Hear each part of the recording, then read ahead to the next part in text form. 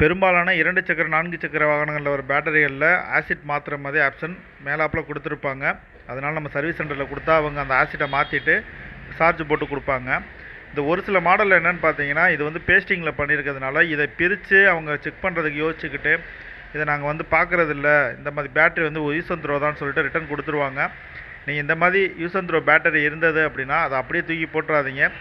ஏன்னா இது கொஞ்ச நாளைக்கு எப்படியும் பார்த்தீங்க அப்படின்னா ஆசிட் ட்ரை ஆகி தான் உள்ளே இருக்கும்.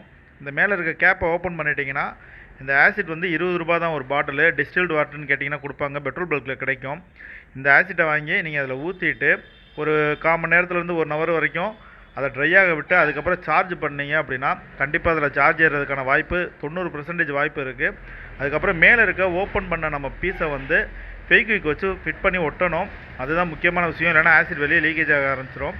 அதனால் தயவுசெய்து இந்த மாதிரி ஓப்பன் பண்ணிங்கன்னா கொஞ்சம் அதிகமான ஃபெவிக்விக் இருக்க மாதிரி, அதாவது இப்போ நான் யூஸ் பண்ணுறது 20 ரூபா பேக்கிங்க, இந்த மாதிரி பேக்கிங்கை வச்சு நீங்கள் அதை அடுத்து ஃபுல்லாக சீல்டு பண்ணிட்டீங்க அப்படின்னா ஆசிட் வெளியே லீக்கேஜ் ஆகாது. சார்ஜ் பண்ணிங்கன்னா சார்ஜ் ஆகும். கண்டிப்பாக ட்ரை பண்ணி பாருங்கள். ஏன்னா ஒரு பொருள் இன்றைக்கி வாங்கணும் அப்படின்னா 1300 1400 இந்த பேட்டரி நம்ம ரீயூஸ் பண்ணணும்னா வெறும் 20 ரூபா டிஸ்டில்டு வாட்டரில் ஒன் டைம் சார்ஜ் பண்ணி நம்ம யூஸ் பண்ணுற மாதிரி இருக்கும்.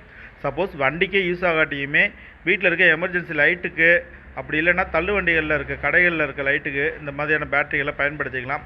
ஏன்னா வண்டியில் இருக்க செல்ஃப் மோட்ரு ஓடாட்டியுமே எமர்ஜென்சி லைட்டுக்கு இந்த பேட்டரி ரொம்ப நேரம் ஓடும். ட்ரை பண்ணி பாருங்கள்.